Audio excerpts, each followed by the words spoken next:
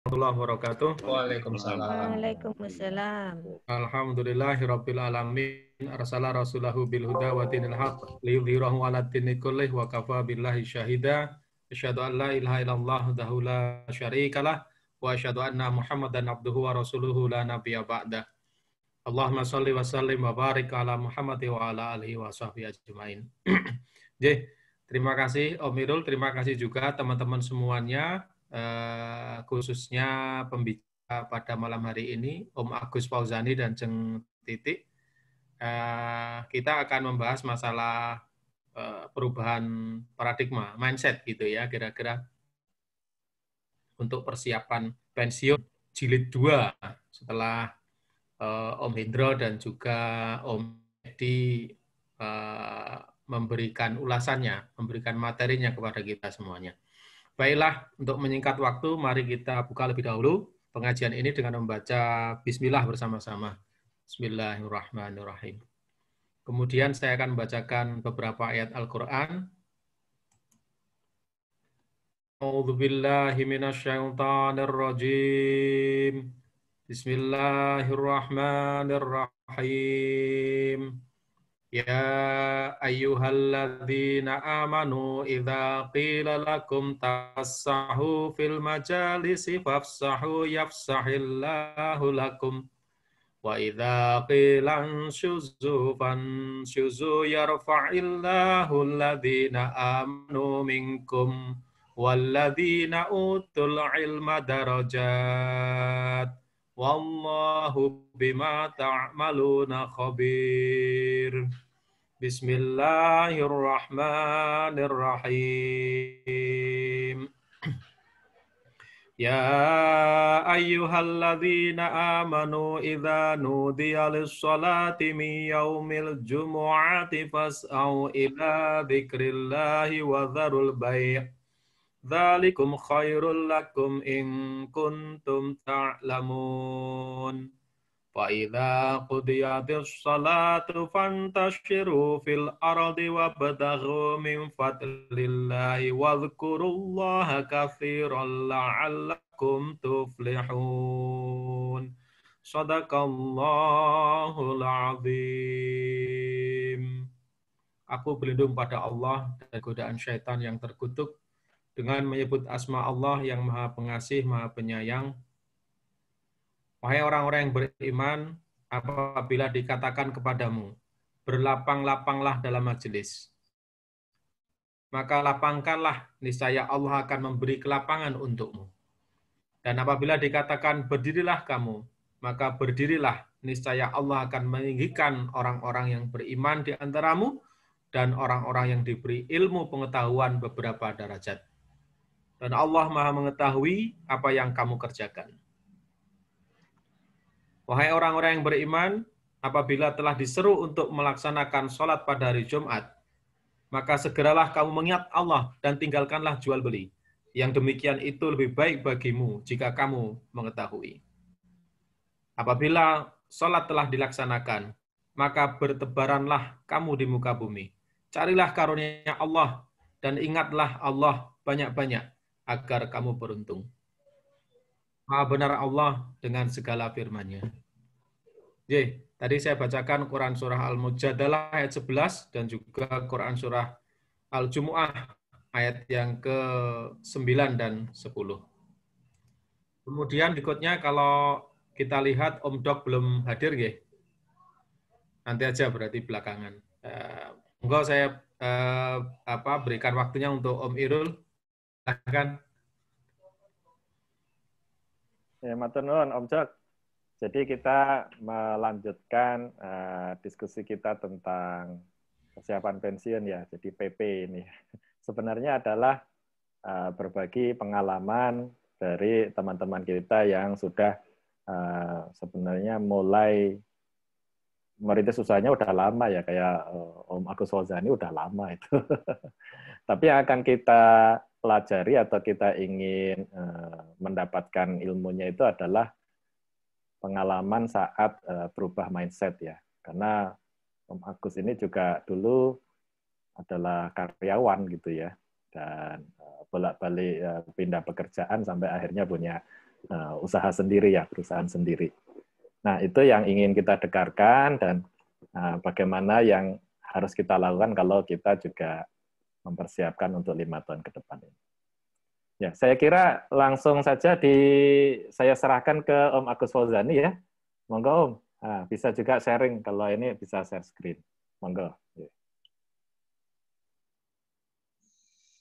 Assalamualaikum warahmatullahi wabarakatuh. Suaranya udah jelas belum ya, Mas Irul? Ya, sudah kedengaran. Ya, sangat jelas. Kedengaran ya. Ya. Bismillahirrahmanirrahim. Alhamdulillahirrabbilalamin. Asyhadu an la ilaha illallah wa asyhadu anna Muhammadar Rasulullah sallallahu alaihi wasallam wa ala alihi wa ashabihi amma ba'd. Ya, terima kasih Om Irul dan rekan-rekan yang lain ya. Jadi terutama ini saya lihat pelopornya untuk sharing silaturahim kita ini ya, pelopornya Om Irul ya sama Om Joksan ya. Saya merasa itu effortnya luar biasa ya. Jadi dia di tengah kesibukan, walaupun dibilang work from home, tapi sebenarnya kesibukan itu ya tetap ada saja ya. Terutama yang katakanlah usahanya belum stabil. Nah, jadi Om Irul bilang saya sudah jalan perusahaannya atau apalah gitu ya. Ya itu sudah jalan tapi belum stabil Om Irul ya. Belum stabil. Ya. Jadi waktunya masih banyak masih banyak tersita. Karena pada awalnya waktu saya memutuskan ya, sebelumnya saya sampaikan bahwa ini hanya sifatnya sharing saja, karena kalau masalah ilmu untuk entrepreneur, untuk mandiri dan seterusnya itu banyak referensinya bisa dipelajari, tetapi apa yang saya lakukan ini ya mungkin nanti ada ada manfaatnya, ada yang bisa diambil contoh ya dan seterusnya, yaitu manfaat dari sharing-sharing saja. Jadi tidak ada rumus yang baku Om Irul ya. Om juga sudah banyak bergerak di entrepreneur swasta, jadi tidak ada rumus yang baku ya.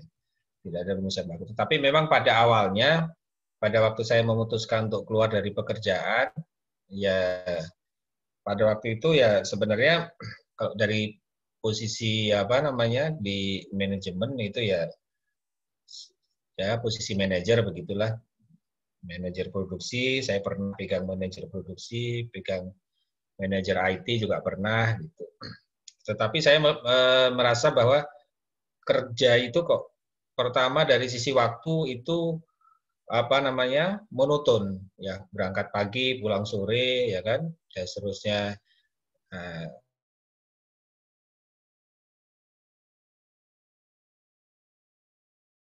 Saya kalau kita waktu jadi longgar gitu. Paling tidak kita sendiri yang menentukan.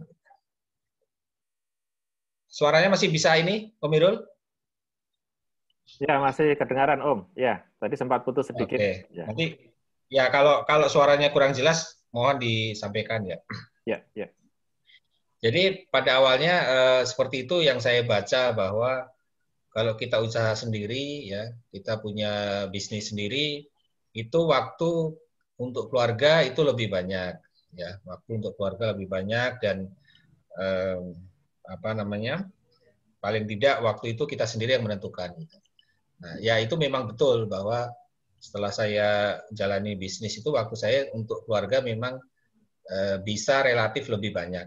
Paling tidak kita sendiri yang kita bisa menentukan kapan kita mau ketemu keluarga ya kan, kapan kita mau lembur, walaupun secara total ya di awal-awal itu ya waktu kerjanya lebih banyak sebenarnya seperti itu dibandingkan kerja kantoran. Nah, itu dari sisi waktu. Kemudian yang waktu itu saya pikirkan dari sisi pendapatan, penghasilan lah. Ya, harapan saya waktu itu adalah bisa menghasilkan income yang lebih banyak lah dari sisi nominal, ya kan. Kemudian bisa untuk jaminan hari tua dan seterusnya. Walaupun sampai sekarang ya masih kalau saya melihat ya belum sepenuhnya berhasil lah, masih jauh lah ya. Dan apalagi untuk dikatakan berhasil dari sisi nominal ya. Justru saya melihat kalau teman-teman yang saat ini katakanlah posisinya bagus di manajemen perusahaannya masing-masing, ya kan? Ya, saya menganjurkan untuk terus saja bertahan di situ seperti itu. Kecuali sudah tidak ada kesempatan lagi, ya kan? Sudah tidak ada peluang lagi untuk di perusahaannya masing-masing, ya. Sudah mentok lah istilahnya begitu. Nah, ya itu bisa jadi alternatif untuk memulai bisnis sendiri. Jadi waktu itu memang saya mematok bahwa usia 40 saya harus sudah mulai menentukan bisnis apa yang akan saya tekuni lah, bisnis atau ya usaha sendiri seperti itu. Nah, kebetulan waktu itu sekitar awal 2010 lah ya, 2010 itu bisnis listrik PLN lah ya, waktu itu memang sedang booming, project 20.000 megawatt ya, masih presidennya Pak SBY. Nah, waktu itu masih peluangnya masih besar, harga masih bagus, seterusnya. Nah, dari situ saya melihat itu opportunity-nya ada di situ. Walaupun itu berbeda dengan bidang saya di pekerjaan saya yang terakhir, karena saya pekerjaan terakhir itu masih injection molding, Om Irul. Jadi masih relevan dengan teknik mesin ya. Di injection molding ya. Tapi saya waktu itu memang kerjasama dengan adik. Kebetulan adik itu dia sudah jadi bos engineering-nya Unindo waktu itu ya. Nah, dan dia menyampaikan bahwa bisnis listrik, terutama trafo untuk suplai PLN waktu itu harganya bagus dibandingkan dengan biaya modal inilah untuk membuatnya. Kebetulan adik saya engineering-nya kan dia jago. Cuman memang waktu itu yang menjadi pemikiran dananya dari mana seperti itu. Nah, akhirnya saya roadshow.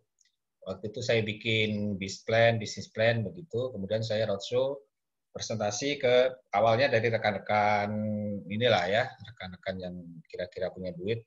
Saya presentasi karena saya juga udah coba ke bank ya, ternyata tidak bisa dalam hal agunan ya. Jadi saya tidak punya agunan ya kan. Sedangkan bank itu mensyaratkan itu salah satunya.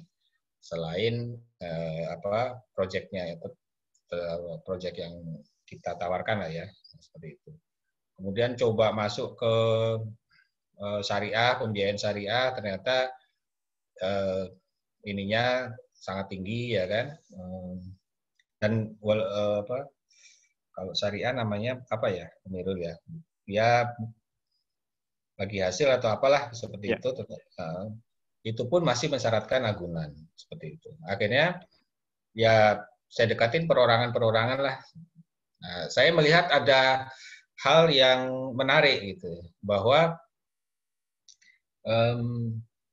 yang saya istilahkan pribumi ya, pribumi yang punya duit itu ternyata dia lebih hati-hati, sangat berhati-hati. Mereka tidak berani menginvestkan uangnya ke, katakanlah, ke hal-hal yang mereka tidak pahami lah ya, seperti itu. Justru saya melihat yang saya investasi ke investor yang orang-orang Cina lah seperti itu mereka lebih berani, lebih ya duitnya juga lebih banyak gitu, dan tidak terlalu tidak terlalu limit gitu. Ya singkat cerita saya dapat investor orang Cina lah, orang Cina ya, kita berbagi saham, nah dia sahamnya 70, saya 30 lah, seperti itulah. Itu dananya sekitar dan beli mesin, ya kan, setup pabrik, kemudian dokumentasi dan seterusnya. Yang paling banyak makan waktu itu proses sertifikasinya. Nah, seperti itulah.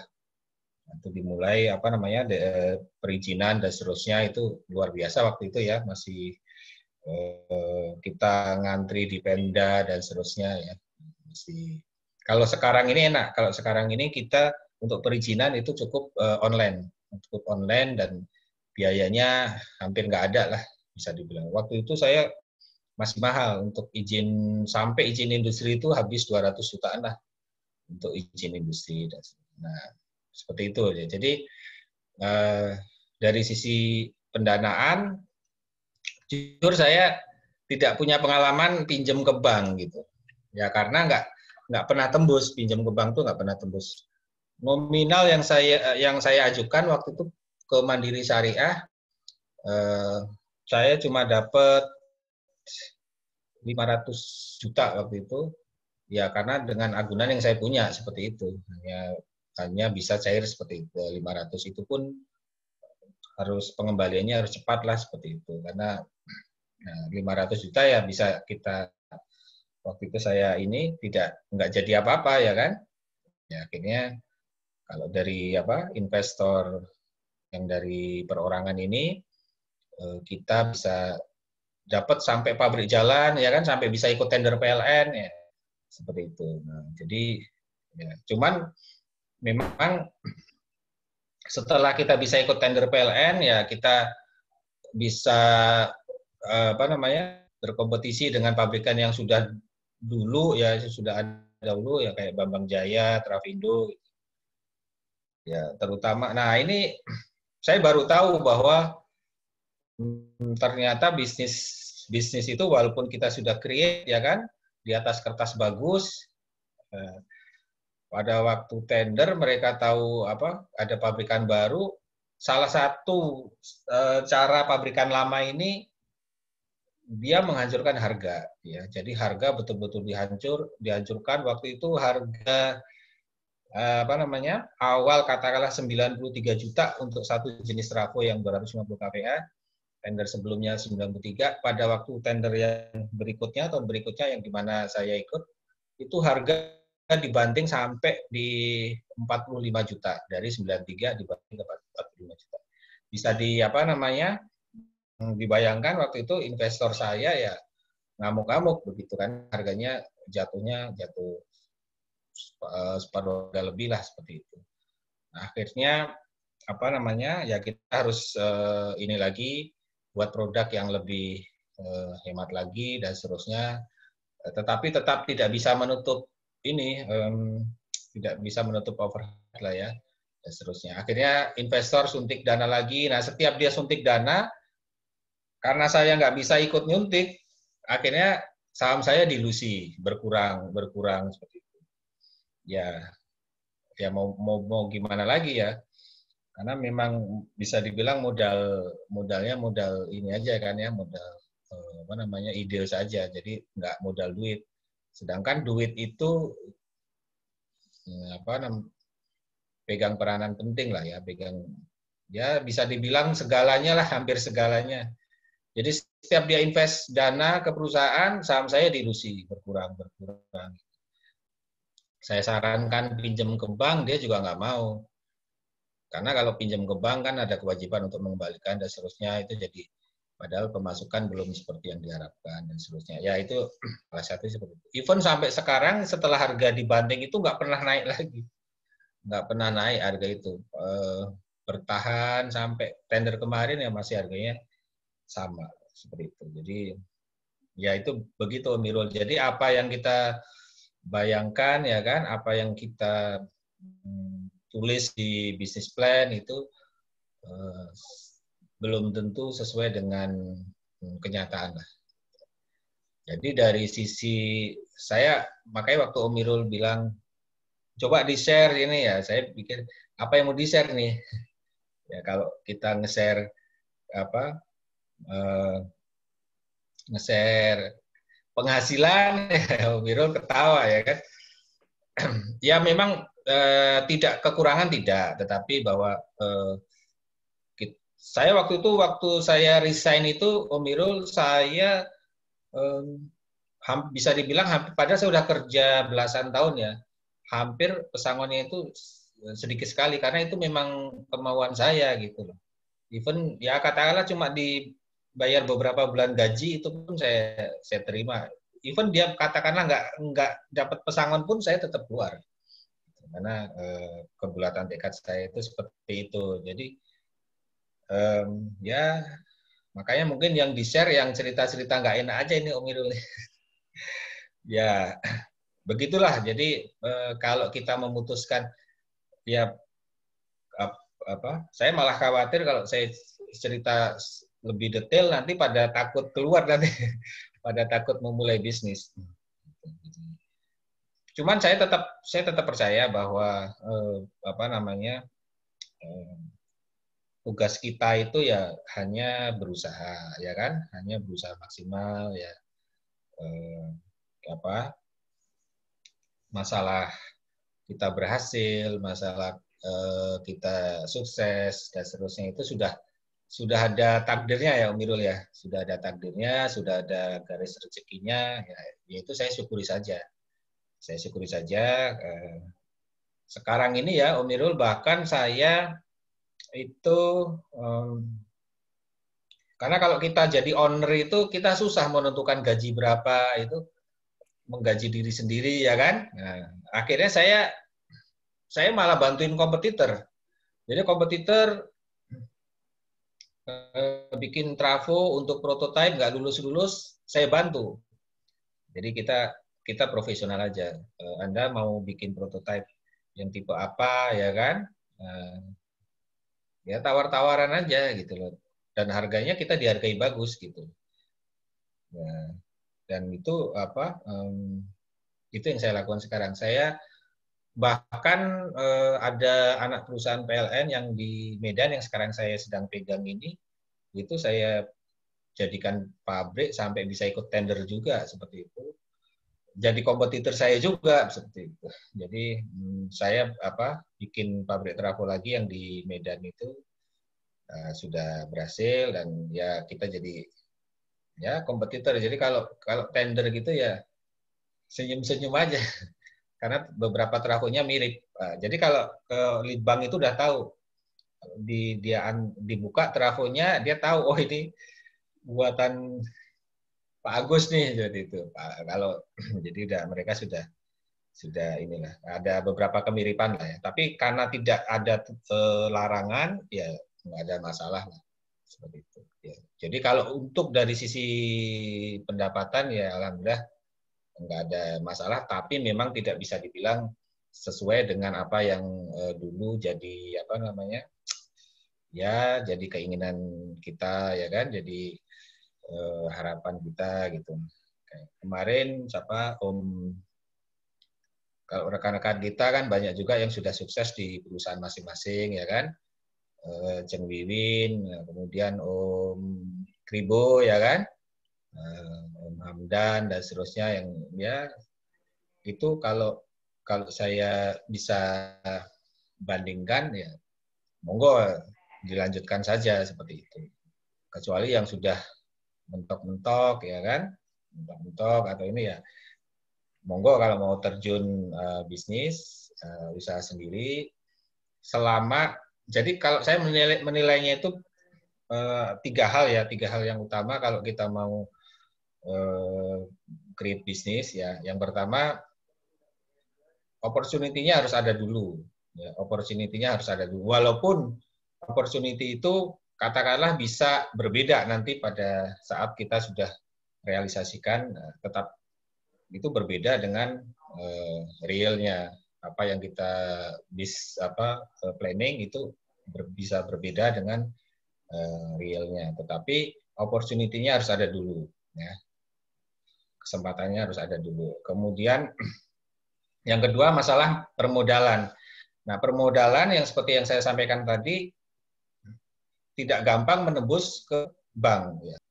Kemudian yang ketiga, jadi tadi opportunity-nya ada, kemudian permodalan ada. Yang ketiga ini yang nggak kalah penting walaupun tidak mutlak ya. Yang ketiga itu adalah kompetensi. Jadi kita punya kompetensi, keahlian dalam hal itu. Walaupun itu tidak mutlak. Saya contohkan saya. Ya, walaupun saya bergerak di bidang trafo, ya, listrik PLN. Sebenarnya saya nggak punya background di sana. Om Mirul juga tahu ya, saya kan sini. Ya. Tapi saya bisa memobilisir, ya, mengkoordinir orang-orang yang memang kompeten di dalam bidang tersebut seperti itu. Ya, jadi kompetensi itu tiga hal tadi yang penting, opportunity, modal, dan kompetensi atau keahlian. Ya, mungkin bisa ditambah poin-poin yang lain ya monggo. Tapi saya melihat tiga hal itu gitu. Dan paling bagus memang kalau kita bisa create bisnis yang kita bisa jalanin sendiri. Karena saya udah pernah nyoba juga, Om Mirul. Ada orang yang masakannya enak, ya kan? Saya modalin untuk benar-benar enak gitu. Saya modalin untuk jualan makanan lah gitu. Ya begitu jalan, ya nggak amanah dia, Om Mirul, nggak amanah ya. Ya intinya nggak bisa lanjut lah pada ujungnya. Nah, hal-hal seperti itu padahal kan itu sebenarnya saya tahu sendiri itu bisnis jalan gitu loh, bisnis jalan. Tetapi kalau nggak amanah ya kan, setiap mau setoran, nah itu alasannya banyak ya. Akhirnya saya mending nggak lanjut lah daripada nanti kita banyak seuzon ya kan sama dia malah jadi nggak berkah gitu. Jadi kalau saya pribadi ya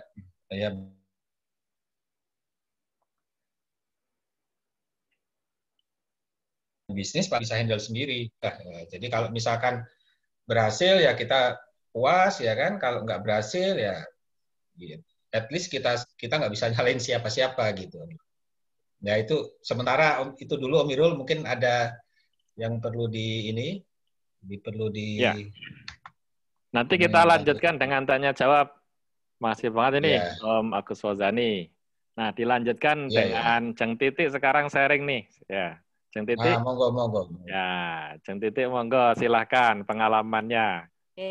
Om Irul bukannya satu tema aja tuh, Om Irul. Hah? Enggak, nanti diskusinya bareng. Nah, ya. Kalau udah nanti lupa nanti materinya Pak Fauzan. Langsung aja. Ditulis saja dulu di chat ini pertanyaan kalau biar nggak lupa. Ya, Jeng Titik, monggo Jeng Titik. Bismillah. Assalamualaikum warahmatullahi wabarakatuh. Salam. Kalau saya sih awalnya karena merasa insecure ya. Awalnya kan sampai sekarang juga saya masih jadi ASN. Dulu saya berpikir kalau jadi ASN itu ya safe banget gitu ya. Nggak usah muluk-muluk lah, pokoknya kerja bener, dapat gaji, kemudian pensiun, ya sudah segitu gitu. Tapi kemudian ada satu peristiwa yang membuat saya mikir ternyata jadi ASN itu nggak seaman perkiraan saya ya. Banyak hal yang terjadi itu, sama seperti kehidupan. Kita ya wis baik-baik, wis sesuai dengan aturan Gusti Allah misalnya kayak gitu, tapi ternyata kan di dalam perjalanan hidup kita ada hal-hal yang tidak sesuai dengan perkiraan kita awalnya gitu. Jadi akhirnya saya berpikir untuk kayaknya saya perlu berpikir yang lain atau mencoba sesuatu yang lain, itu awalnya. Kemudian yang kedua, dengan ekspektasi pensiun saya berdua,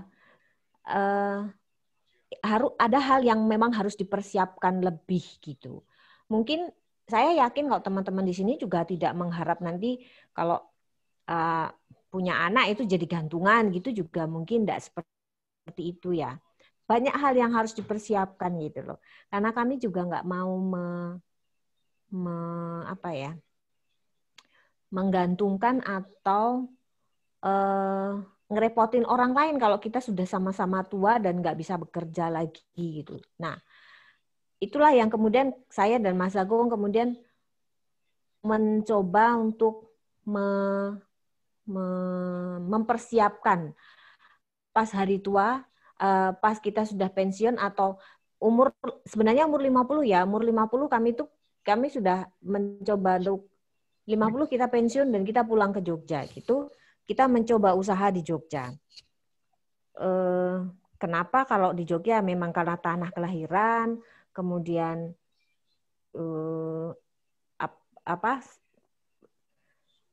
sesuai dengan kotanya sesuai dengan kita maunya apa sih sesudah pensiun itu mau ngapain gitu loh. Terus kita sih berharap ketika kita sudah tua kita masih bisa bekerja dalam arti yang sebisa mungkin under our control gitu ya. Jadi nggak kerja sama orang, bisa menentukan sendiri. Kalau pas lagi mau kok saya jadi bingung toh. Maksudnya kita bisa menentukan waktu kerja kita itu kapan dan mengelola sendiri gitu istilahnya. Nah, terus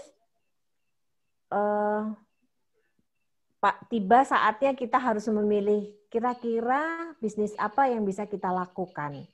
Benar tadi kalau Om Agus bilang kalau bisa bisnis itu bisa kita kuasai, kita bisa pegang sendiri. Karena kalau ada beberapa cerita ya tentang teman-teman yang membuat satu usaha, tapi akhirnya ya yang diberikan tanggung jawab ternyata tidak amanah.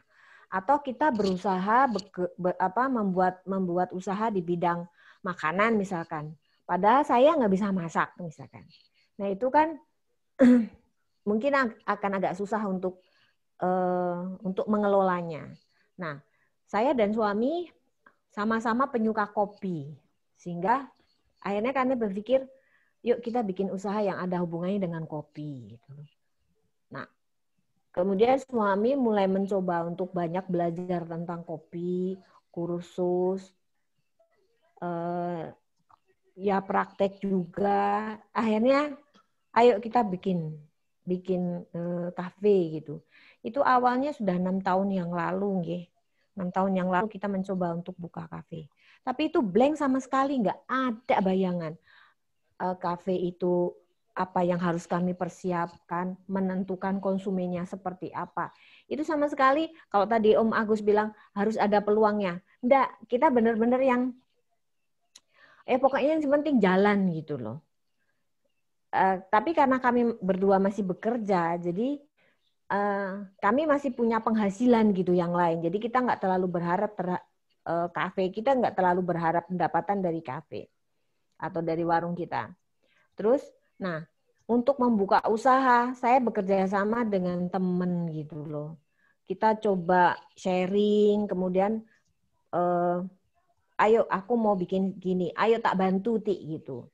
Nah, kemudian pas awal-awal itu benar-benar dibantu mulai dari logo, kemudian konsepnya akan seperti apa, kita benar-benar sharing itu. Tapi di tengah jalan karena ada perbedaan pandangan ya, cara mengelola, akhirnya kita pecah kongsi juga gitu loh. Even bukan kongsi ya sebenarnya. Saya minta tolong dia untuk membantu saya sebenarnya. Nah ini juga buat teman-teman yang belum pernah di bisnis, kongsian ini juga kalau nggak hati-hati malah jadi kita kehilangan teman juga gitu. Dan saya juga cukup merasa menyesal juga. Akhirnya kita jadi kehilangan teman ya. Dan sampai sekarang tuh hubungan kami masih kurang apik gitu ya. Nah, jadi kurang apik. Terus, oke, kemudian salah satu pendorong saya adalah kakak saya. Kakak saya tuh memang karena dari awal dia memang pebisnis ya. Jadi memang dia nyari duitnya dengan cara berbisnis. Dia itu benar-benar ngoyak gitu. Ayo, kamu harus bikin. Tak sediain tempatnya. Kamu harus mulai sekarang gitu. Nah, itu juga mendorong kami berdua untuk berani untuk membuka usaha. Akhirnya alhamdulillah tahun 2000 berapa Mas? 2014 ya, bulan Juli kami buka. Tapi tetap karena tidak kami pegang sendiri, kami berdua masih kerja dan posisi kita bekerja di Jakarta dan posisi bisnis kita ada di Jogja. Ya kita cuman mengkontrol aja lewat ya CCTV dan sebagainya. Ya, tapi tetap ya bisnis kalau nggak kita pegang sendiri itu ya susah gitu loh. Tetap harus kalau bisa dipegang sendiri. Dan kita nggak ada perkembangan itu Om, Tante. Jeng-jeng itu tidak ada perkembangan selama hampir 2-3 tahun itu hampir nggak ada perkembangan. Yang penting ora tombok. Walaupun di awal-awal kami sempat tombok ya. Tiap bulan itu tombok lah. Nah, mulai tahun ketiga itu mulai nggak nombok. 3 mulai dia bisa menghidupi sendiri gitu loh. Tapi belum ada keuntungan. Bahkan kalau sampai sekarang pun kalau saya hitung-hitung bring event pun belum gitu. Nah, cuma kami dapat keuntungan non finansial. Sekarang saya kalau suruh buka kafe lagi, saya sudah punya gambaran. Oh, saya awalnya harus begini. Kemudian apa yang harus kita persiapkan. Kemudian konsepnya mau seperti apa, milih lokasinya akan seperti apa sesuai dengan konsep kita.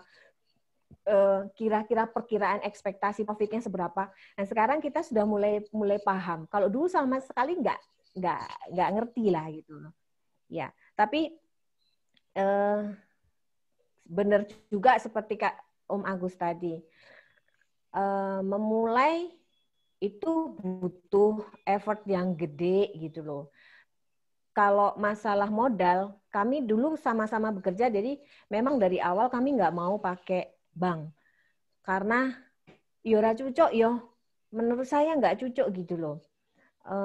Sama sekali nggak punya sama sekali nggak punya gambaran profit yang akan kita dapat berapa, kemudian kita harus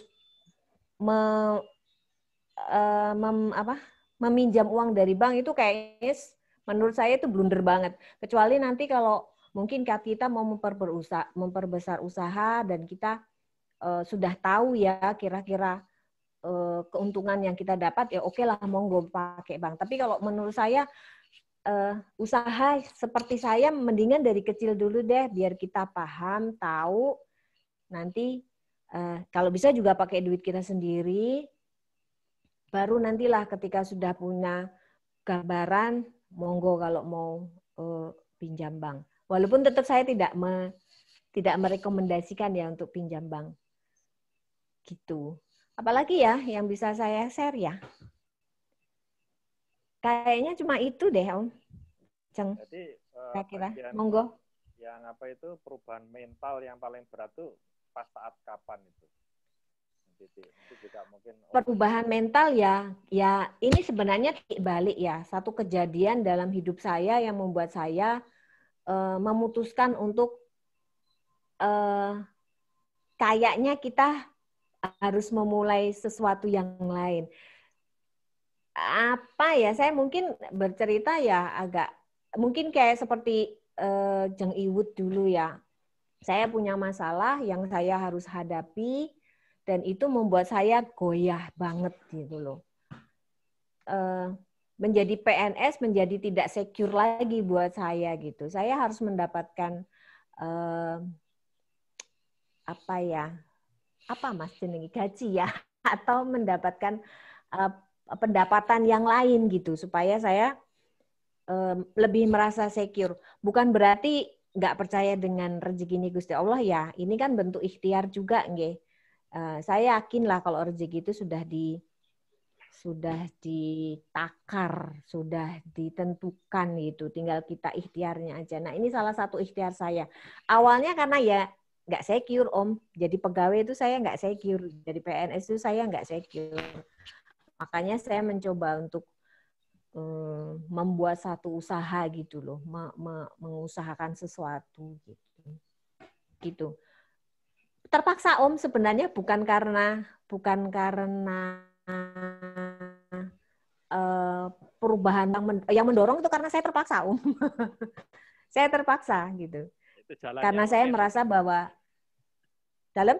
Jalannya itu. Jalan. Ya, jalannya itu Om. Oke. Jalannya itu kayaknya Gusti Allah menunjukkan jalan saya seperti itu gitu loh. Sehingga ya wah nggak bisa nih gitu. Harus bikin sesuatu itu. Apalagi kalau suami saya kan bukan yang dapat pensiun bulanan gitu kan. Jadi kalau pekerjaan dia kan ya dapatnya sekali langsung gitu kan, dapat di awal gitu kan.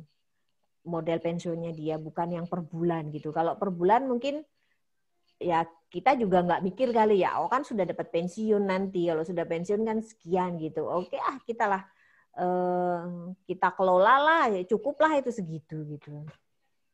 Gitu. Artinya ya perubahan itulah, kejadian itulah yang membuat menjadi titik saya gitu. Sehingga ayo kita harus buat suatu usaha gitu. Even usaha sendiri kan belum tentu selalu profit ya. Ya, tapi ya ikhtiar lah kita. Jadi usaha ini benar-benar ikhtiar saya untuk mendapatkan pendapatan yang lain dari yang saya terima sekarang. Gitu aja sih. Tapi akhirnya asik karena kopi buat kami kopi itu hobi gitu loh. Senengnya di situ gitu. Membuat kopi, merasakan kopi, taste kopi itu buat kami berdua hobi. Jadi ya alhamdulillah juga sih. Oke. Ngaten Om. Gitu aja kayaknya. Terima kasih Jeng Titi dan Om Agus. Ini sekarang kita diskusi, silakan ada yang mau bertanya. Pertanyaannya bebas ya, karena setiap orang starting point-nya beda-beda. Silakan, ada yang mau tanya, boleh juga ditulis di chat. Om Agus Fauzani, saya mau tanya, waktu itu mengatasi perubahan mental ya, di awal-awal itu, bagaimana itu Om? Kan rasanya juga nekat juga waktu itu Om Agus Fauzani.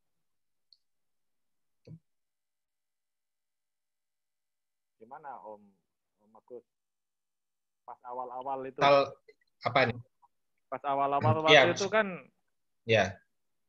Antara kerja lagi, terus sempat kerja lagi juga kan, terus wira swasta lagi gitu. Itu gimana itu? Ya. Ya, sebenarnya waktu saya memutuskan untuk bisnis keluar dari pekerjaan itu, posisi sebenarnya masih agak riskan ya, karena anak-anak waktu itu masih SMA lah ya, SMA mau kuliah, itu kan sebenarnya lagi perlu-perlunya biaya ya, Cuman saya berpikirnya bahwa waktu itu memang opportunity-nya begitu besar lah ya. Waktu itu hitung-hitungan saya sih besar, dan waktu saya awal mau keluar itu saya nggak langsung bikin pabrik trafo, enggak, tapi waktu itu saya sempat daftar jadi kayak distributor, agen gitu loh, agen trafo. Jadi ya trading, orang yang perlu trafo saya ambil dari Unindo seperti itu, dari pabrikan saya ambil, saya lempar ya, seperti itu. Nah justru itu banyak ininya di sana Om Irul, banyak profitnya di sana. Jadi pada waktu saya memutuskan keluar itu tabungan saya udah malah jadi lumayan gitu loh. Jadi memang nggak boleh sama sekali yang nekat ya. Jadi kita keluar gitu enggak. Jadi memang harus ada tabungan, harus ada persiapan, karena ya kita kan bukan bujangan ya, statusnya bukan bujangan, sudah punya keluarga, jadi sudah ada tanggung jawab di situ ya kan. Jadi itu harus jadi pertimbangan. Jadi waktu itu sebelum saya keluar, saya nyambi jadi agen seperti itu. Cuma memang karena masih ada pekerjaan di pabrik yang lama, jadi nggak bisa full. Jadi permintaan dari customer itu tidak bisa saya layani semuanya lah gitu. Jadi mungkin hanya sekitar 25% ya kan dari permintaan yang masuk ke saya yang bisa saya handle. Makanya waktu itu saya putuskan ya udah saya keluar. Nah, begitu saya keluar, saya bisa lebih fokus untuk jadi agen itu. Nah itu lumayan Om Irul, cepet ininya tabungannya cepet nambah lah waktu saya jadi agen. Nah Ketika saya melihat bahwa memang marketnya ada, nah baru saya putuskan untuk bikin pabrik tadi ya. Bikin pabrik tadi. Jadi kembali lagi kalau ditanya persiapan mentalnya seperti apa, itu kalau bisa smooth gitu loh, smooth. Seperti kayak tadi Jeng Titi, dia udah punya tabungan dulu gitu loh. Tabungannya dari mana? Ya monggo, kalau misalkan gajinya besar bisa nabung dan seterusnya. Ataupun kalau misalkan memungkinkan mengajukan pensiun dini, gitu. Ya misalkan seperti adik saya baru akhir tahun kemarin dia ngajukan pensiun dini dari Schneider karena ingin fokus seperti saya, itu dapatnya ya lumayan ya, Schneider ya, dia udah kerja 25 tahun gitu, dapatnya lumayan lah gitu, bisa bisa nyantai, dia mau bisnis apa, insya Allah. Nah, kalau bisa seperti itu ya monggo. Artinya, tapi kalau misalkan tidak ada, tetapi opportunity-nya besar, ya, seperti saya bilang tadi, 3 hal tadi, opportunity, karena kalau misalkan makanan, saya melihat makanan, kalau jago masak ya kan, jago masak ini, yang saya bilang tadi Om Irul itu pecel lele Om Irul. Pecel lele itu saya lihat hampir, kalau ininya nggak perlu terlalu enak lah, tapi ya jangan nggak terlalu nggak enak juga. Jadi yang pernah saya ajak join itu rame Om Irul. Bahkan ketika saya sudah saya tinggalkan, dia malah gede Om Irul. Karena memang masakannya itu. Jadi punya kemampuan dan modalnya itu juga nggak terlalu besar kan.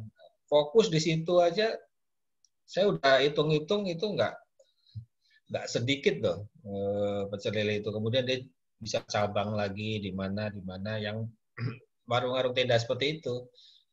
Nah kalau itu sebelum COVID ya, kalau sekarang COVID ya mungkin dia harus gabung dengan Grab, untuk yang GrabFood, yang Gojek food itu ya, nah gitu.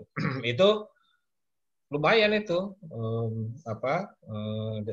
bagus lah seperti itu. Jadi untuk makanan saya melihat sekarang ini dari sisi permodalan itu nggak besar, tapi dengan bisa join dengan GrabFood tadi, itu omsetnya bisa dipertahankan. Yang penting tadi rasa, ya kan. Jadi menurut saya tergantung bisnis yang akan kita tekunin. Kalau dia relatif tidak memerlukan modal yang besar, persiapan mentalnya juga nggak terlalu ini Om Irul, nggak terlalu diperlukan yang, kecuali ya kayak saya misalkan bikin pabrik gitu. Bahkan setelah saya bikin pabrik itu, tabungan saya yang dari agen tadi habis saya cepet. Seperti itu. Bahkan saya malah bantuin kompetitor sekarang ini kalau bisa dibilang ya kan. Saya bikinin pabrik, yang penting ya malah jadi tabungan masuk lagi. Saya jadi konsultan itu tabungan ada lagi seperti itu. Mungkin rezekinya kalau untuk menjalankan pabrik kurang ini ya. Kalau untuk jadi konsultan malah bagus. Ini ada pertanyaan ini dari Jeng Wiwin. Bagaimana mengantisipasi atau meminimalisir risiko karyawan yang tidak amanah ketika kita tidak bisa terjun langsung mengawasi? Ya, gimana itu? Om Agus maupun Jeng Titi, pengalaman. Kalau saya sebenarnya begini, saya sebentar ya, Jeng Titi ya, saya sebentar, karena saya pengalaman yang akhirnya saya tinggalkan itu. Karena apa? Saya tidak mau terlalu banyak seudon dengan dia lah seperti itu. Jadi kalau misalkan menurut kita sudah tidak bisa bekerja sama lagi, mendingan saya mundur. Tetapi kalau pertanyaannya bagaimana untuk ininya ya, antisipasinya. Jadi kalau kita kayak saya ini kan berarti saya kabur lah, bisa dibilang begitu. Ada masalah ya udah saya nggak mau pusing, sudah gitu. Nah, kalau saya boleh usul ya memang kalau bisa pengawasan itu tidak bisa harus, kalau kita tidak bisa ya diwakilkan orang lain gitu. Jangan sama sekali kita nggak bisa sama sekali, itu menurut saya nggak mungkin ya. Jadi kita nggak bisa hadir di situ sama sekali, nggak bisa mengawasi bisnis tersebut, kemudian tahu beres, itu nggak. Kalau saya sampai saat ini masih pada kesimpulan itu nggak mungkin gitu. Jadi tetap kita harus tetap hadir walaupun ya presentasinya nggak banyak gitu. Itu kalau yang saya ini. Monggo kalau Jentiti gimana? Betul Om, memang sebaiknya kita tungguin. Tapi posisi saya kemarin kan nggak bisa nungguin Om. Saya kerja, Mas Agung kerja di Jakarta, warung kita ada di Jogja. Dan kan yang pegang keponakan ya. Awalnya ya kita minta temen ya. Nah kami pecah kongsi bukan karena nggak amanah, tapi cara memanage itu ternyata berbeda. Jadi akhirnya teman saya memutuskan untuk tidak lagi kerjasama dengan saya. Nah, kalau yang masalah uang sebenarnya kalau dengan ponakan, saya sih tidak mengatakan dia nggak amanah ya, tapi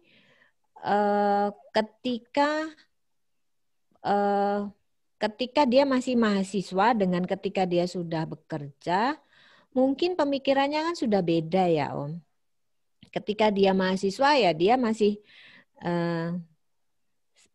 seneng-seneng aja gitu. Tapi ketika sudah berumah tangga akan lain pemikirannya gitu. Jadi akhirnya ya ponakan saya juga boleh aku mau mencoba hal yang baru gitu. Tapi nggak ada. Saya pikir sih nggak ada, bukan karena dia nggak amanah ya. Walaupun pada saat itu saya merasa bahwa usaha saya stagnan aja gitu. Ya akhirnya ya sudah gitu. Tapi selama ini kayaknya saya belum pernah mencat orang Om. Ya saya belum pernah mencat orang. Atau saya selama ini saya masih bersabar gitu lah. Artinya ya paling cuman saya deketin dan saya ngobrol gitu. Gini. Dan akhirnya kalau memang ada yang nggak pas gitu ya dia yang keluar sendiri gitu. Saya belum pernah mencat orang sampai sekarang gitu. Ya usaha memang sebaiknya tetap ditungguin sendiri. Tapi kalau sekarang karena saya sudah di Jogja ya saya sudah bisa mulai nungguin. Kalau selama ini ya uang itu setiap hari kemudian harus disetor ke rekening saya untuk mengurangi uang itu kemudian dipakai kemana-mana.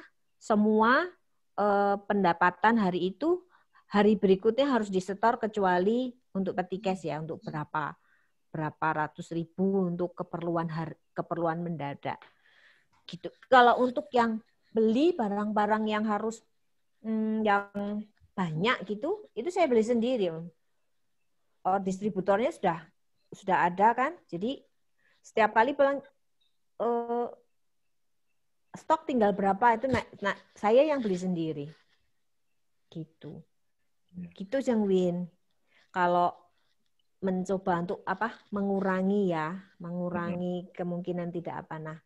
Untuk pembelian barang saya tetap sendiri dan saya sudah punya distributor sendiri, jadi ya tidak masalah. Tadi ada pertanyaan dari Om Joko, kok milih kopi gitu ya? Om, saya tuh dari SMA kuliah itu sudah mencoba untuk beberapa bisnis ya. Salah satunya saya itu jualan spray Om. Jadi waktu kuliah tuh saya sudah jualan spray. Oke, tapi ya itu tadi saya kan nggak mungkin jahit sekarang gitu karena pekerjaan ya nggak bisa ditinggal. Waktu di Jakarta saya pernah juga sih beli di pasar Tanah Abang, kemudian ada satu tukang jahit gitu loh. Tapi ya itu karena nggak bisa disambi ya akhirnya terbengkelai juga.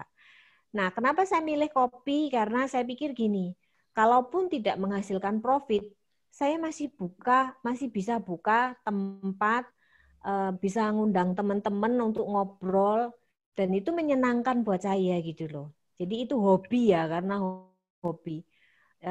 Paling tidak, kalaupun tidak banyak profit, saya itu menikmati gitu loh. Gitu. Jadi kenapa kok saya milih kopi? Jadi ya nggak ya karena memang saya penyuka. Saya itu dari SD itu saya penyuka kopi gitu loh. Mungkin kalau Mbak Yayi tahu tuh, Jeng Yayi tahu tuh ya hafal kalau saya itu senengannya kopi gitu. Cuman kalau dulu saya kopinya kopi kapal api, kopi saset, sekarang kopi saya beda gitu. Gitu. Ya, monggo. Terus kopinya dari mana aja ya, Jeng?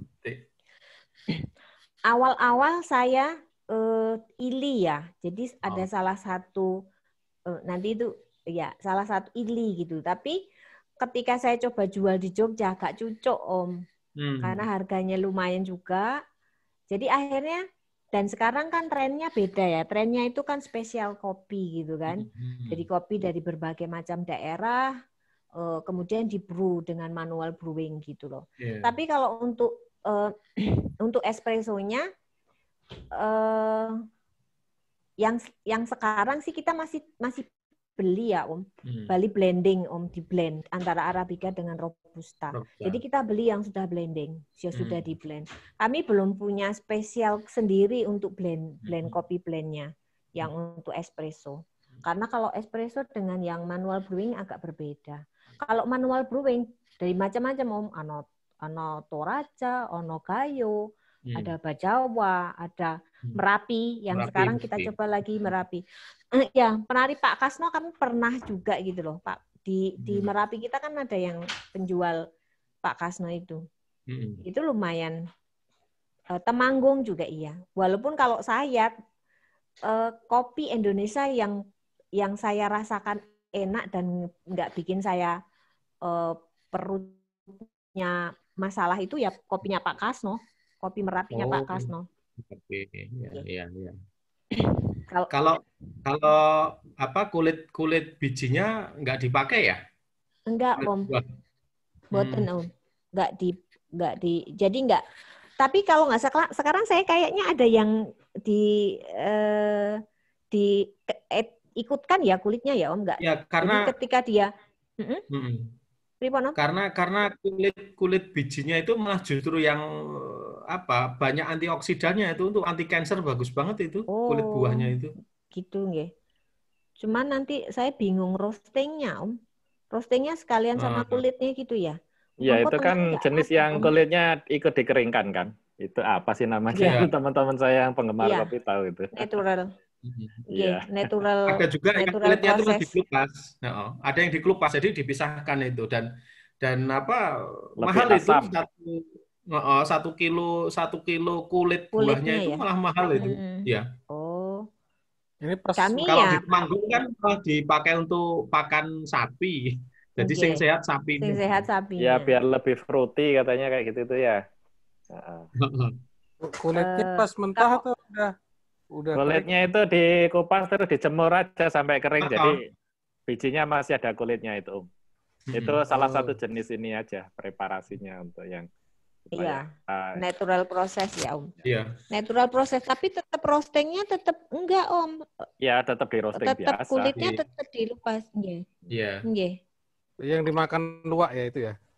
Ah itu beda lagi. Om. Beda lagi Om. Kan luwak makan kulitnya kan. Fermentasi di dalam perut. Ada bakterinya si luwak itu. Beda lagi itu. Beda lagi. Ya, lanjut. Ya. Tadi Om Edip mau nanya. Om Edip mana Om Edip? Silakan Om Edip. Oh, unmute dulu. Grogi nih. Ya, Om. Tanya ke Om Fauzan, boleh Om? Nggih, monggo. Jenengan ini kan kategori teknopreneur nih. Jadi berwirausaha dengan menggunakan teknologi ya. Nggih. Ngomong-ngomong trafonya itu trafo khusus ya? Atau trafo umum ya? Ya, jadi begini Om. Kalau dari sisi kompetensi, kita ngomong kompetensi dulu ya. Dari sisi kompetensi dan kemampuan saya dan tim itu sampai trafo power Om. Jadi trafo power itu ya yang pernah dibikin oleh tim itu di pabriknya ya.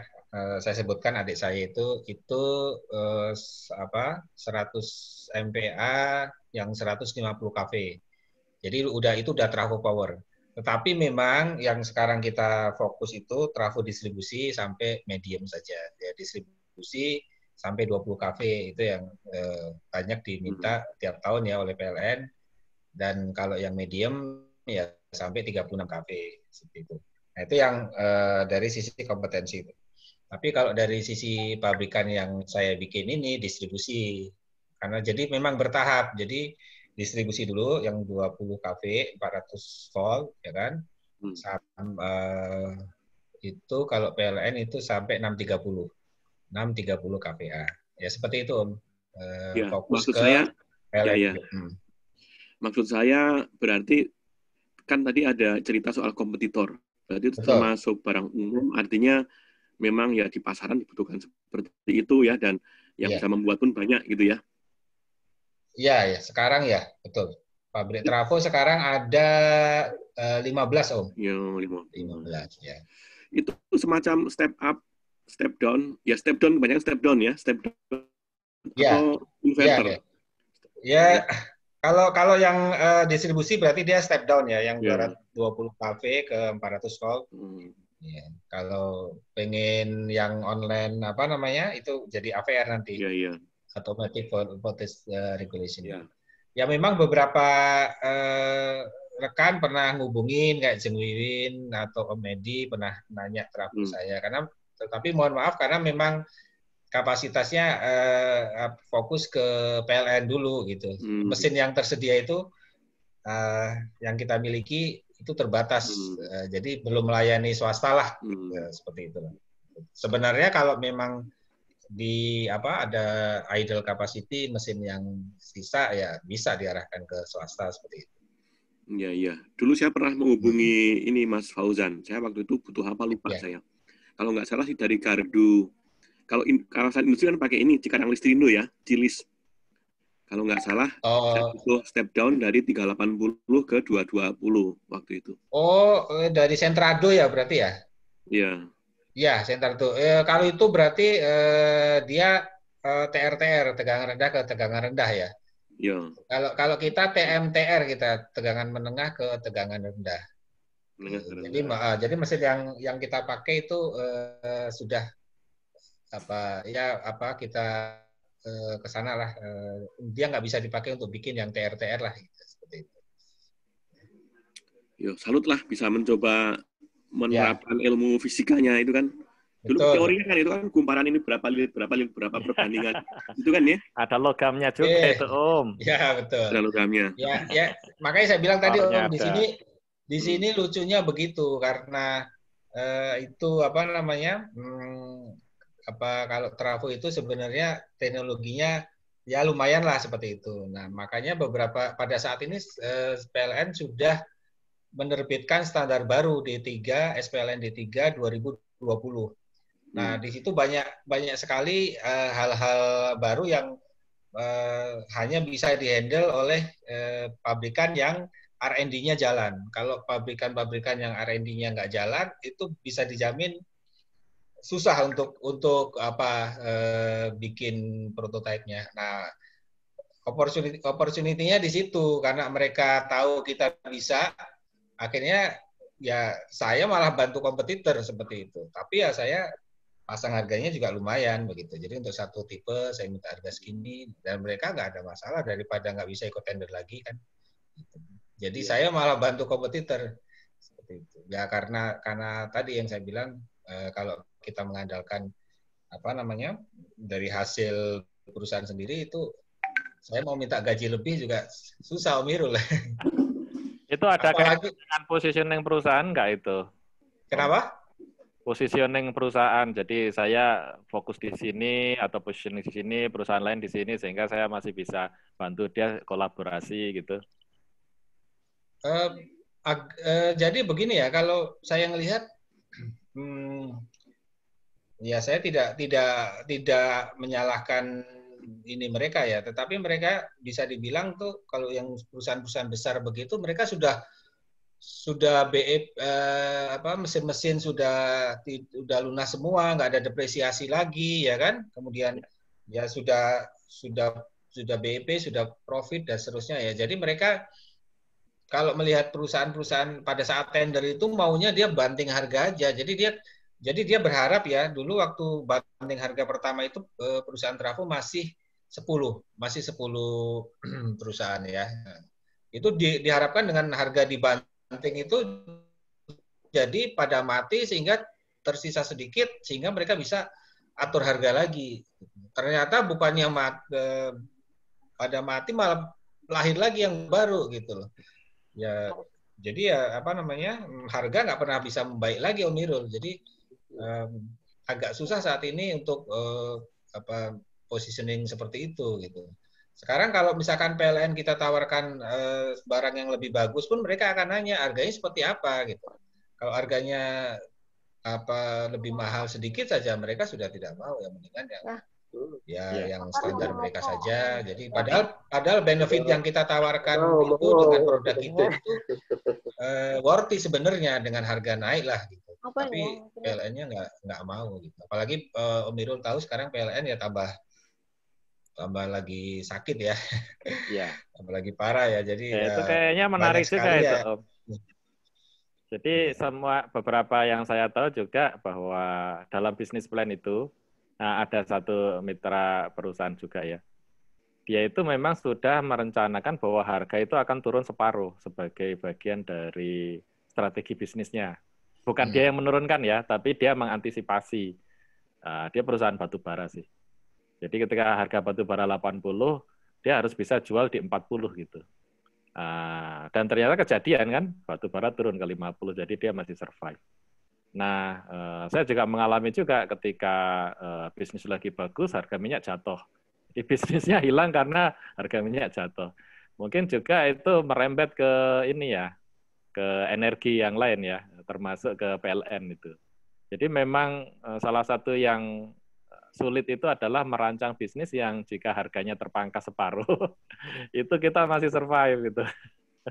Itu menarik itu ya. Ya, kalau saya, tapi saya melihatnya begini, karena saya semenjak anak-anak SMA itu mereka juga melihat saya udah nggak di kantor lagi, nggak di perusahaan lagi ya. Nah mereka jiwa ininya mulai tertanam gitu loh. Jadi mereka tuh tanpa sepengetahuan saya itu ternyata sejak kuliah itu mereka sudah mulai investasi di saham begitu. Yeah. Jadi saham-saham blue chip itu mereka sudah cicil walaupun cuma punya berapa gitu ya, nambah lagi. Nah, begitu sudah selesai kuliah dan sekarang kerja, ya mereka bisa waktu sudah dapat itu profit segala macam, mereka ini ke saya gitu loh, sampaikan gitu. Jadi ya saya lihat bagus, tapi kalau mereka suruh bisnis yang real kayak saya, mereka nggak mau gitu loh, karena mereka melihat dari sisi mereka malah masih mau nyoba kantoran ya gitu loh. Jadi belum berani lah seperti itu. Yes. Padahal saya melihat kalau mau mulai bisnis, create bisnis sebenarnya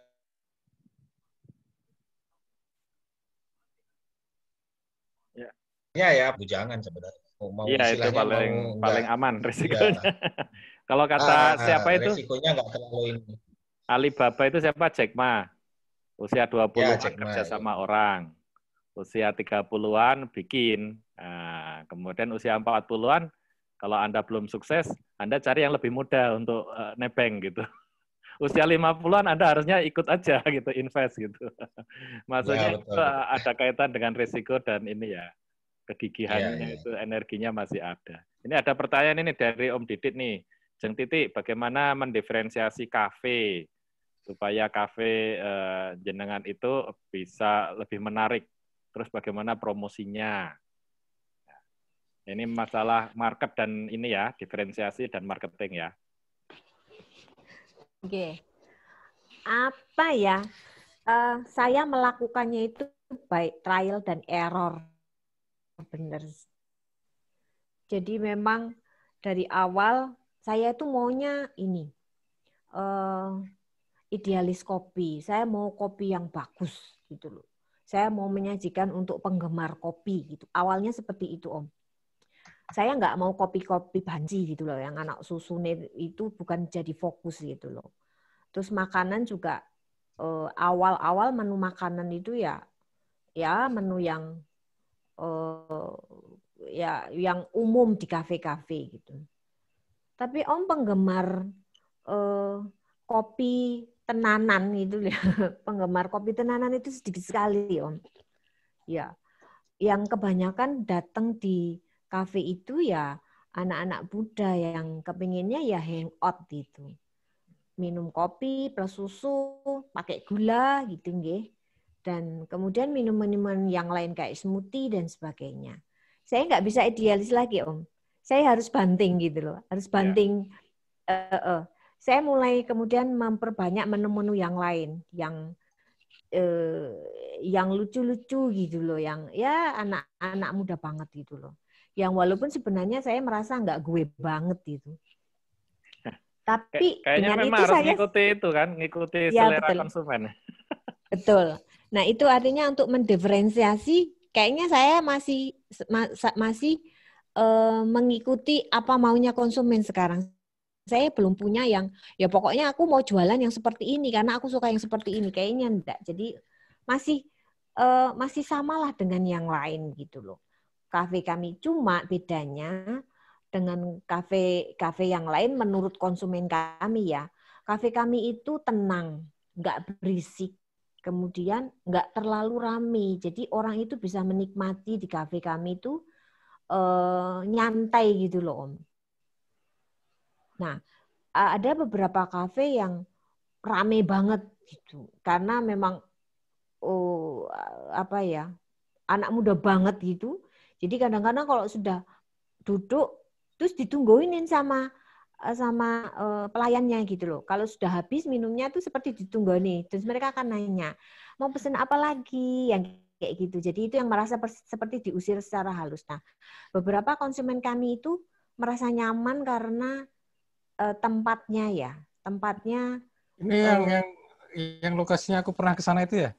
Kopi ya, Eyang. betul. Kopi Kopi Eyang. yang itu. Oh ya. Ya itu Siap. salah satu itu kayak gitu Om. Nah, mungkin kalau mau bilang diferensiasi atau positioning ya kami punya lokasi yang nyaman gitu buat ngobrol sesama teman gitu tuh. Itu aja. Kalau menu ya sama lah, kafe ya menunya sama lah. Tapi kalau yang kami mau buka di sini, saya sama Mas Agung punya planning untuk bikin corner khusus untuk penggemar kopi. Jadi kopi serius gitu loh. Untuk penggemar pojok kopi. Serius. Ya, pojok serius gitu. Jadi memang kopi itu ini ya ada teman untuk ngobrol, tapi ada juga kopi yang menjadi bahan obrolan. Jadi kalau saya bersama teman-teman penyuka kopi, si kopinya yang jadi obrolan. Oh ini Malabar, oh ini apa gitu kan ya. Tapi kalau dengan teman-teman yang senang ngobrol, kopinya itu teman ngobrol. Nah itu segmennya rada berbeda itu. Nggih Om. Tapi kami masih tetap belajar terus sih Om. Ya. Apa sih maunya, apa sih yang asik itu, yang seperti apa gitu. Ya. Gitu. Ya, sesi kali ini memang kita melanjutkan dari sesi sebelumnya. Waktu itu Om Hendro ada dan Om Edip membuat persiapan, ya. Jadi mulai kali ini kita adalah sharing tentang mengubah mental, karena memang ada pembelajaran ya, terutama ketika tidak sesuai ekspektasi. Jadi harus kuat mentalnya. Jadi harus siap ya. Kalau saya kayaknya sudah belasan kali itu bisnis titip orang segala macam rugi itu sudah berkali-kali, jadi sudah biasa gitu. Nah itu kayaknya akan dialami oleh semua orang. Bahkan ketika di awal tadi cerita Om Agus juga peluangnya besar gitu ya. Tapi ada suatu kondisi tiba-tiba bisa saja berubah gitu kan ya. Kompetitor banting harga, wah jelas itu ya. Apalagi kalau kompetitornya itu perusahaan besar atau bahkan multinasional, wah, atau dibundel dengan servis dia yang lain gitu ya. Jadi saya pernah mengalami jasa servis saya imaging gitu. Musuh saya itu adalah digratiskan karena paket dengan yang lainnya gitu. Jadi kadang-kadang itu berat memang seperti itu ya. Nah, memang ada yang menarik tadi Om Agus Fauzani itu juga cerita ketika jadi agen kayaknya malah lebih lancar ya. Lancar. Nah, sebaliknya kita sebagai perusahaan itu juga sekarang berpikir bagaimana kita juga mencari agen. Yang uji coba saya yang terakhir adalah begini. Saya memang niat kalau bisa itu orang lain yang ngerjain gitu. Jadi lebih ke menjadi hub atau koordinatornya itu. Tapi ini juga satu eksperimen baru. Jadi, dan ternyata itu selalu ada plus minusnya. Memang akhirnya kunci kita adalah memberi konteks ke memahami si pelanggan. Memahami si pelanggan itu kayaknya ya. Kalau tadi Om Agus Fauzani Jeng Titik kan tahu ya pelanggannya itu pengennya apa. Yang ngerjain itu belum tentu juga kita gitu ya. Itu kayaknya pengalaman yang pernah saya rasakan juga. Jadi itu tetap mahal ya memberi konteks itu ternyata. Jadi banyak yang tetap meminta memilih kita gitu karena kita bisa memberi konteks berbeda gitu. Itu yang menarik. Ya, monggo kalau ada pertanyaan lagi yang lain, silakan. Saya nambahkan Irul ya. yang tadi. Jadi memang kalau kita jadi agen, kita hanya trading ya. Jadi kita tidak membuat, kita hanya ya trading saja gitu. Itu memang pekerjaan yang bisa dibilang paling gampang tapi untungnya paling gede. Cuma saya menilainya begini, waktu saya jadi agen itu tabungan saya cepat lah ya, secara finansial juga cepat. Cuman nggak ada kebanggaan gitu. Jadi kita nggak ada kepuasan. Ya. Jadi kita nggak ada kepuasan dan ya kepuasan batin lah seperti itu. Even sampai sekarang pun sebenarnya banyak. Kalau saya mau masukin ke pabrikan-pabrikan, ke kompetitor, jadi saya ngambil margin di situ ya, masukin material. Karena beberapa material itu spesifik dia untuk trafo tertentu hanya bisa pakai material tersebut dan itu nggak banyak yang tahu lah. Itu sebenarnya bisa Om. Jadi cuman kalau saya nggak mau begitu, ya udah saya serahkan saja. Suppliernya ini loh, kontak personnya ini, saya lebih senang begitu. Silakanlah. Saya nggak mau ngambil, saya merasa nggak ini aja, nggak puas lah seperti itu. Jadi padahal itu ya lumayan sebenarnya, gitu kan, jumlahnya besar. Intinya seperti itulah. Jadi poinnya yang mau saya sampaikan adalah bahwa kalau saya bisnis, kalau dari sisi saya bisnis itu materi atau apa itu bukan yang pertama Om. Jadi ya kita kepuasan batin, syukur-syukur produk kita bisa nangkring di mana, di tiang PLN itu saya udah bangga gitu loh, udah seneng gitu. Nangkring dengan dengan ya image yang bagus lah, ya, nggak sering bermasalah dan seterusnya. Nah itu lebih jadi, walaupun katakanlah PLN tidak memberikan keuntungan yang seperti yang kita harapkan. Jadi lebih puas, kepuasan batin lah. Karena kalau saya melihat ya yang namanya contohnya yang pabrik yang di Medan ini itu sebenarnya pabrik PLN itu. Dia anak perusahaannya PLN tapi tidak punya kemampuan untuk menjadi pabrikan trafo. Ya saya bantu seperti itu. Jadi dan sekarang sudah bisa ikut tender ya, bersaing sama perusahaan saya sendiri dan seterusnya. Ada kebanggaan lah seperti itu. Merek trafonya itu Sumatera Om. Merek trafonya Sumatera. Itu kalau nanti orang Kalimantan ada yang mau bikin trafo Kalimantan, saya bikinin merek Kalimantan ya monggo. Mereka bangga sekali tuh waktu syukuran merek trafo Sumatera itu.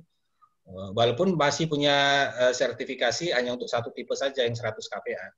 Tapi itu Nah, itu cukup. malah menarik itu, Om Agus. Ya. Jadi saya juga mengalami hal yang sama ya. Jadi ketika bisnis A itu berhenti, kebetulan tim saya itu punya expertise di software engineering ya.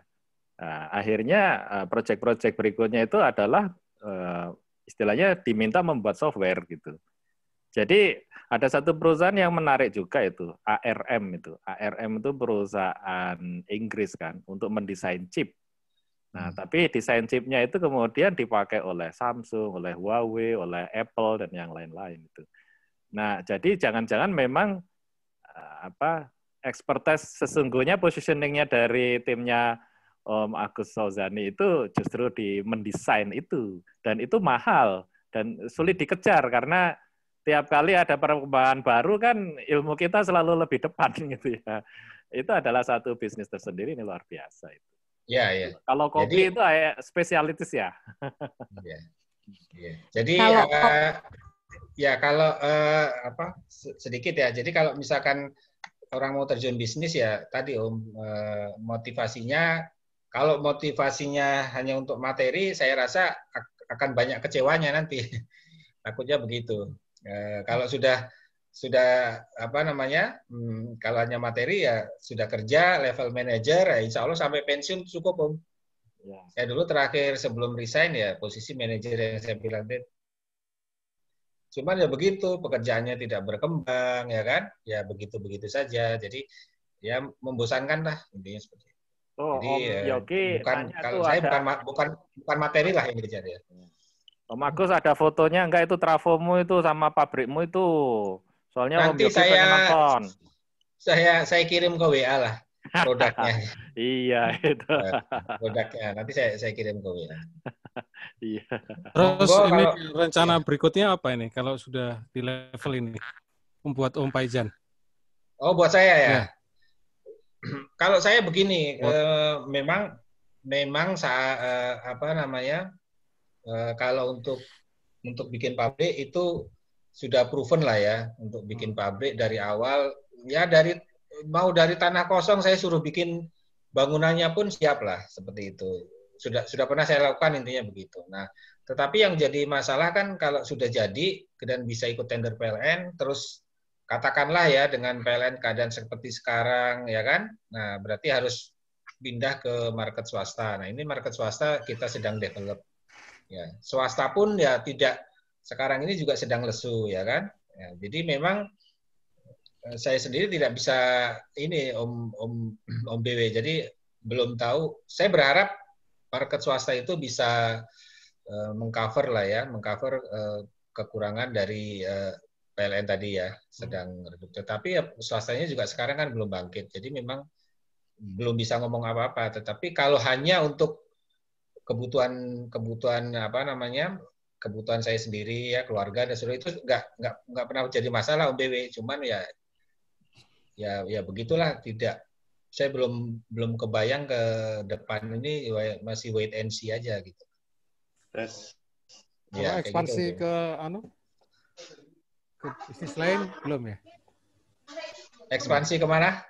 Bisnis yang lain. Kalau tadi kan ekspansinya horizontal ke market yang beda. Oke. Ya kalau itu memang ya seperti yang saya bilang tadi, kalau bisnis yang saya tidak kuasai itu saya belum bisa ini juga ya.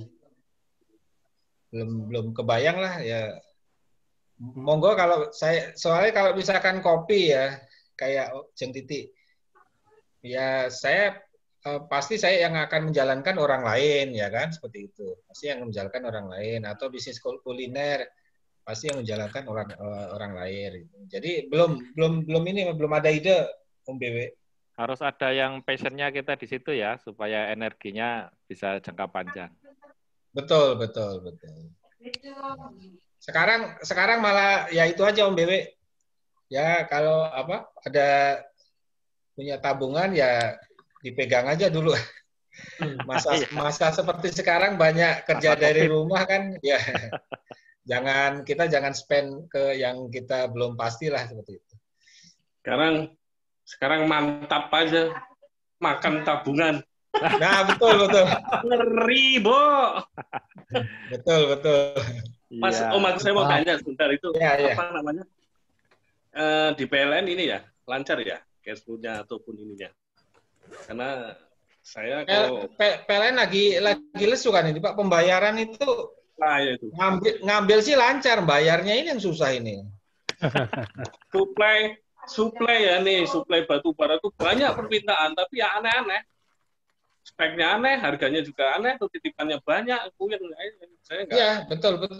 Memang kebutuhan lagi turun kan, pembangkit juga turun, nah, pembangkitan juga turun. Iya, jadi kalau sekarang ini mau diminta trafonya mau diambil sama PLN, kita masih mikir ya. Yang invoice yang sudah overdue ya mau diapain dulu, mesti ada kejelasan ya kan. Ya kita khawatirnya nanti kita yang mensubsidi PLN ya kan. Ya itu. Nguyai segoro. Nyetor nggak dibayar-bayar. Nah, itu. Iya, setuju. Iya. Ya, menarik gitu ya. Kalau dari sisi energi ya, makanya kan kita sampai pemerintah itu dia kalau di bidang ini nah, energi ya batu bara. Suatu saat itu pemerintah itu dia menjadi mediator di situ. Karena apa? Karena kita yang produsen dari batu bara itu nggak mau setor ke PLN. Ya itu tadi karena memang mereka ya orang ini ya nggak konsekuen. Terutama dalam proses pembayaran, di mana dia mintanya rigid, segala macam, speknya ini segala macam, pada pas kita suplai masuk ke sana, bayar yang udah dipotong-potong segala macam. Tapi ya mereka menangnya karena pemerintah minta tolong sama dirjen kan, didudukin bersama itu, dijadikan dipaksa, ada namanya DMO, Domestic Market Offering. Kalau kita mau ekspor, itu harus ada disisihkan sekian untuk suplai ke PLN. Itulah kerjanya PLN gitu itu. Kalau nggak digituin, mana ada yang mau suplai ke sana? Harganya nggak masuk. Itulah. Ya. Lika-liku dunia bisnis nanti harus kita bahas dengan sesi khusus itu. Ya, makasih sekali ini hari ini sharing dari Om Agus Fauzani ya. Om Paijan kalau di grup saya biasanya. Monggo. Ya, sebutan sayangnya tuh Om Paijan. Ya. Ngapunten Om. Siap. Ya. Ngapunten ada satu pertanyaannya Jeng Tuti ya Mbak Tuti ya. Ya, salah satu pertanyaannya, apakah ilmu yang kita pelajari waktu di teknologi industri pertanian itu membantu dalam melaksanakan atau memegang bisnis? Kalau secara parsial artinya gini, inventory gitu ya. Ya saya nggak kemudian membuat satu perkiraan itu detail banget gitu loh, database gitu ya. Ya secara umum aja misalkan ya beli stok dan sebagainya ya. Tapi menurut saya semua ilmu itu kan akhirnya nyampur ya.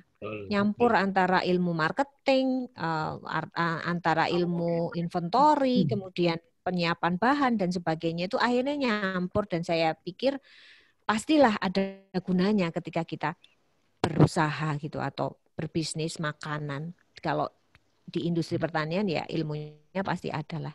Artinya ya kepake, walaupun mungkin kalau saya disuruh membagi-bagi gitu antara ilmu ini benar-benar digunakan nggak sih?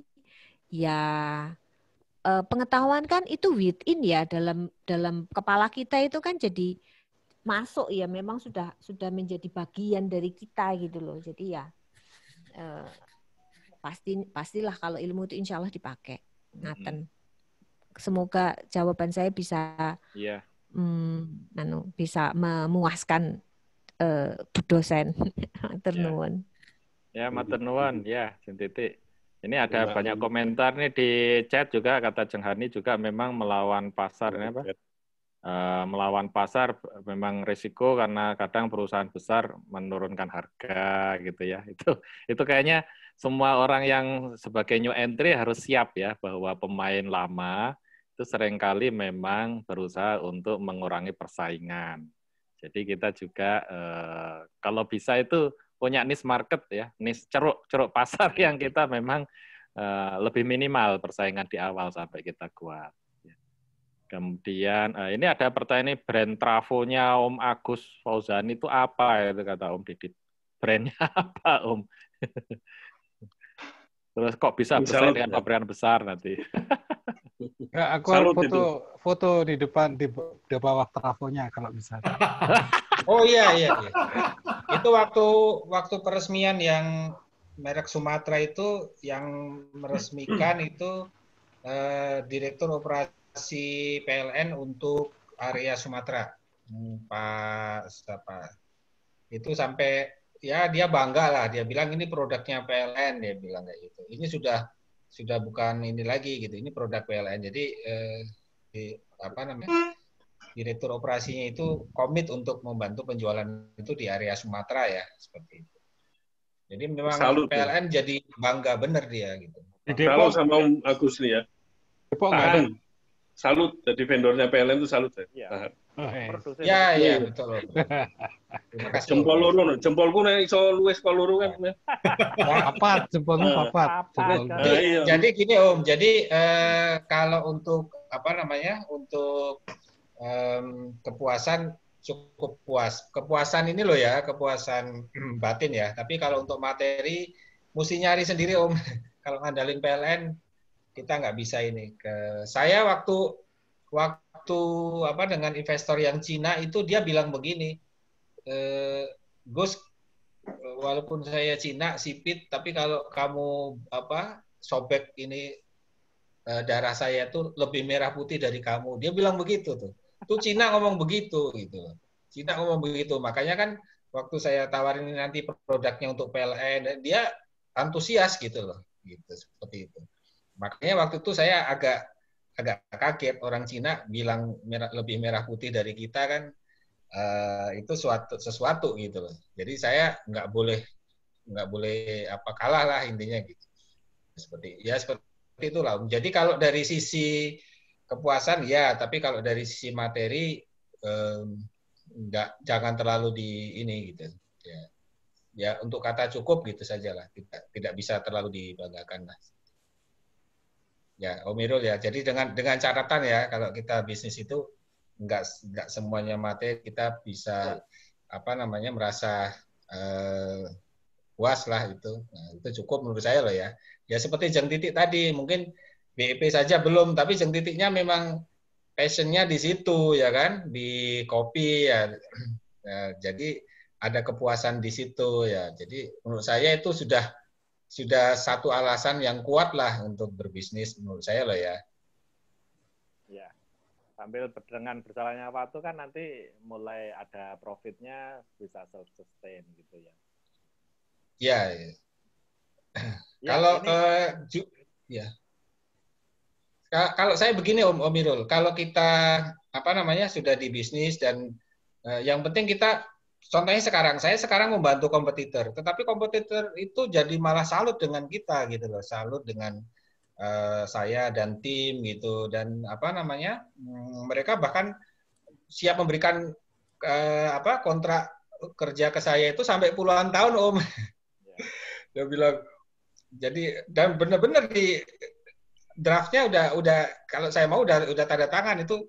Di awal ini mereka kasih kontrak 10 tahun seperti itu. Saya kira itu satu jalan itu seperti. Iya. Padahal mereka tahu saya ini punya perusahaan kompetitor juga, perusahaan mereka juga. Tapi ya statusnya kalau yang sedang saya bantu ini perusahaan-perusahaan lama Om yang sudah berdiri tahun 80. Tetapi mereka tidak punya R&D yang kuat sehingga pada saat PLN jadi PLN itu kan sekarang ini losses jaringan tinggi Om. Jadi losses jaringan untuk trafo-trafo itu tinggi. Jadi mereka di standar yang baru itu mereka menerapkan losses jaringannya rendah.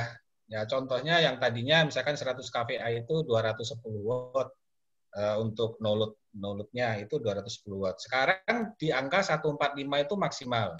Seperti itu. Jadi turunnya bisa ya 40%-an lah losses jaringan. Jadi mereka pada saat idle capacity itu losses jaringan yang no load tadi sudah kecil. Kalau sekarang kan capacity berkurang, tapi karena losses jaringannya trafo tadi masih tinggi, akhirnya itu yang ditanggung PLN. Pemasukan padahal berkurang. Nah, itu yang sekarang ini. Yang menarik itu, Om Agus. Ya, seperti itu. Nah, perusahaan besar dunia itu justru akan fokus pada 1-2 teknologi yang dia selalu leading.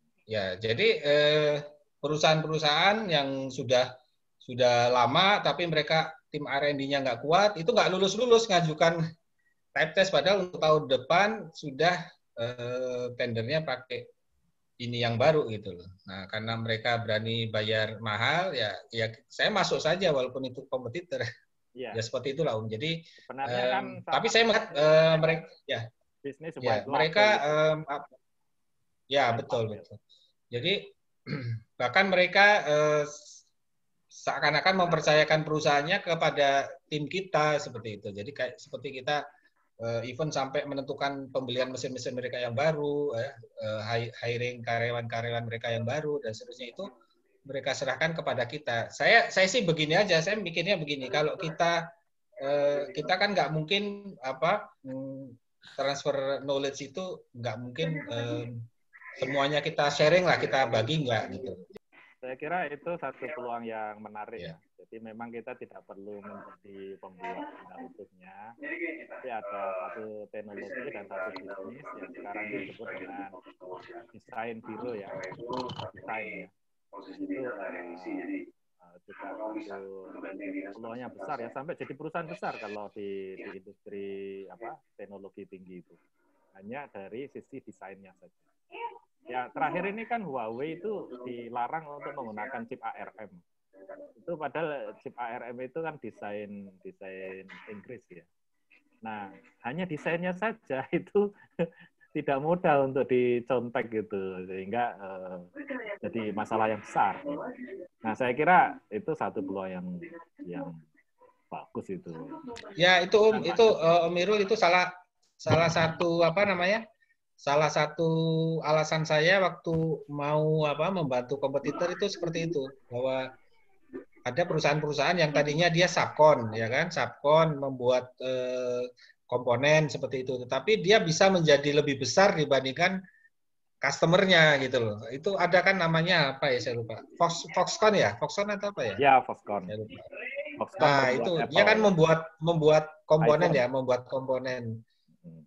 Tetapi dia bisa lebih besar dari customer-nya lah, intinya seperti itu. Nah, kalau di kan ada itu Om yang sangat besar Om, namanya bimbingan belajar. Bimbingan belajar itu cuman ngasih latihan soal, memanfaatkan murid yang sudah diajari di sekolah-sekolah. Itu bisa lebih besar daripada banyak sekolahan ya. Ah ya, betul. Ya, setuju. Ya. Betul. Saya punya dulu kalau bimbingan belajar udah punya pengalaman 10 tahun saya. Wah, iya. Terus dilanjutkan lagi tuh, Mendy. Tutup. Ngamunya tutup soalnya. Terima gamanya. Tan bisnis, beli apa itu? Beli franchise. Ya, sekarang jadi ruang guru kan ya. Jadi harus berevolusi terus-menerus. Evolusi yang sekarang itu udah marketnya nggak bisa itu belajar. Itu nanti sekolahan itu istilahnya. Apalagi sekarang kan nggak bisa. Dulu sebelum tapi itu kan ada yang ini Om, yang bertahan dan muridnya jutaan di seluruh dunia Om. Namanya Kumon. Oh ya. Kumon itu 5 juta siswanya Om, seluruh dunia.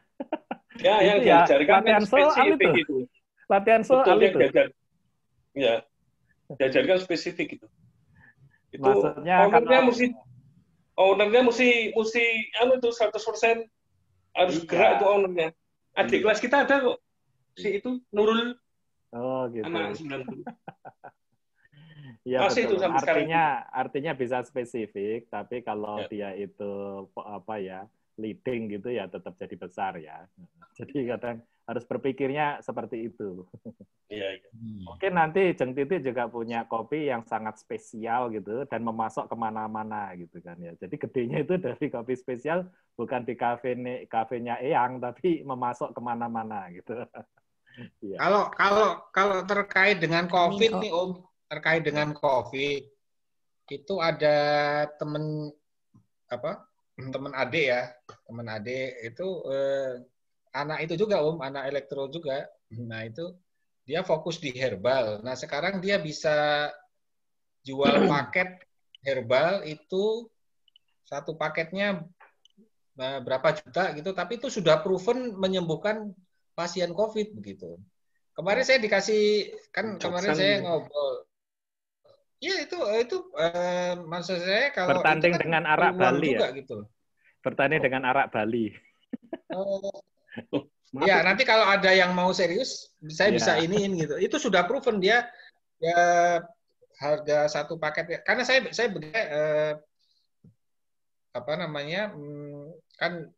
ngobrol sama adik, saya tanya itu kenapa di Malaysia yang mati sedikit, ya kan? Makin sedikit lah, di Singapura juga, di Cina juga gitu. Itu manipulasi data atau bagaimana ya kan? Nah, padahal vaksinnya belum ditemukan. Nah, itu kalau menurut adik ya sama temennya itu karena pengobatan di Cina, di Singapura dan Malaysia lah katanya itu relatif lebih maju dibandingkan kita. Jadi mereka walaupun bukan vaksin namanya, tapi dengan pengobatan itu entah herbal lah, entah apa ya, kita bisa menekan kematian ya. Katakanlah gampangnya gini, sama-sama meninggal karena jantung gitu ya. Nah, tapi di Indonesia pada saat dia meninggal itu di swab itu masih positif. Nah, sedangkan di Cina apa di Singapura yang orang jantung tadi meninggal di swab udah negatif gitu loh. Jadi padahal sama-sama meninggal karena jantung gitu. Jadi COVID-nya sudah bisa dinetralisir lah gitu.